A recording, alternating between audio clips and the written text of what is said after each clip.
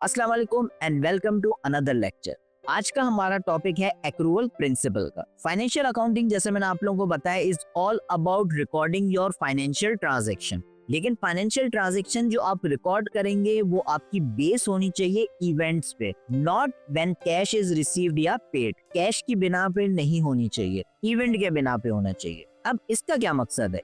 इसका मकसद ये है कि आप करेक्ट अकाउंटिंग पीरियड पिछले लेक्चर में देख चुके हैं, जो हम मंथली या सेमी एनुअली या क्वार्टरली या आपका एनुअल बेसिस पे हम आपकी जो फाइनेंशियल स्टेटमेंट्स थी वो लोगों को शो कर रहे थे। ठीक है, इसका बेसिकली मकसद ये होता है कि आप अपने रेवेन्यूज और एक्सपेंसेस को जो एक्चुअल आपका अकाउंटिंग पीरियड है, जो एक्चुअल आपका मंथ होगा या एक्चुअल क्वार्टर होगा, उसमें आप रिपोर्ट कर सकें। अब इसका एक एग्जाम्पल ले लेते हैं। जैसे एक बिजनेस है, उसने जो है वो 1 लाख का कोई दिसंबर में प्रोजेक्ट किया, ठीक है, लेकिन उसको जो अमाउंट है वो जनवरी में मिलेगी। लेकिन अप्रूवल अकाउंटिंग प्रिंसिपल के मुताबिक जो रेवेन्यू है उसको अभी मिला नहीं है, लेकिन उसको पता है उसको ये रेवेन्यू मिल जाएगा। इस प्रिंसिपल के मुताबिक जो आपका रेवेन्यू है वो रिकॉर्ड होगा दिसंबर के अंदर, जनवरी के अंदर नहीं होगा। एक और एग्जांपल देख लेते हैं। जैसे कंपनी जो है वो आपकी सैलरीज पे करती है, दिसंबर का महीना ही ले लेते हैं। दिसंबर में उसको किसी बंदे की सैलरी देनी थी 50,000 रुपए, वो सैलरी उसने जनवरी में दे दी।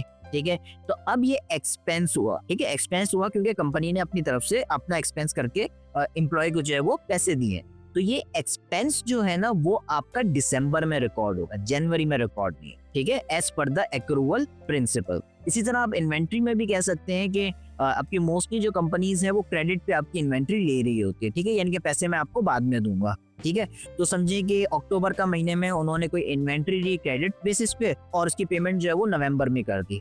लेकिन ये जो परचेजिंग है वो आपकी रिकॉर्ड होगी अक्टूबर के अंदर ही। ठीक है, ये आपका कहलाता है एक्रूअल प्रिंसिपल। इसका ऑपोजिट जो है वो आपका कहलाता है कैश अकाउंटिंग, जिसका मतलब ये होता है कि आप कैश के बिना पे हर चीज रिकॉर्ड कर रहे हो। ठीक है,